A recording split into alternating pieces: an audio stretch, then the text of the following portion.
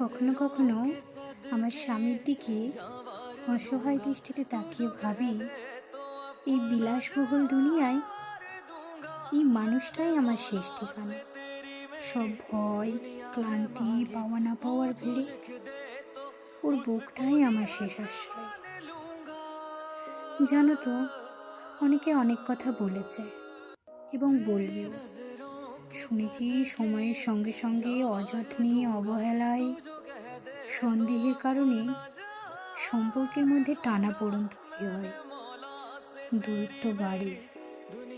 কিন্তু এই যে মানুষটা দেখছো, যে এখন আমার স্বামী,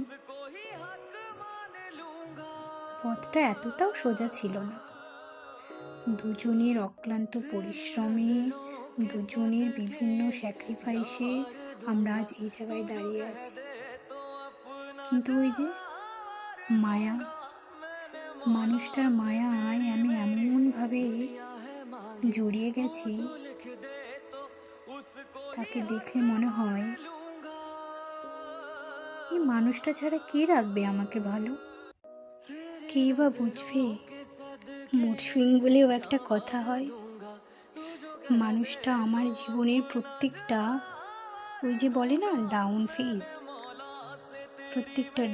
ফেজ, প্রত্যেকটা না পাওয়ার পাশে যেভাবে শক্ত খুঁটির মতো দাঁড়িয়ে থেকেছে, দাঁড়িয়ে আছে, এবং আমি জানি ভবিষ্যতেও দাঁড়িয়ে থাকবে।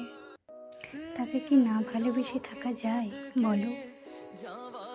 আমি মহান আল্লাহ তাআলার কাছে শুকরিয়া আদায় করি, তার মতো একজন আদর্শ পুরুষকে আমার জীবনে আমার স্বামী হিসেবে পাঠানোর জন্য।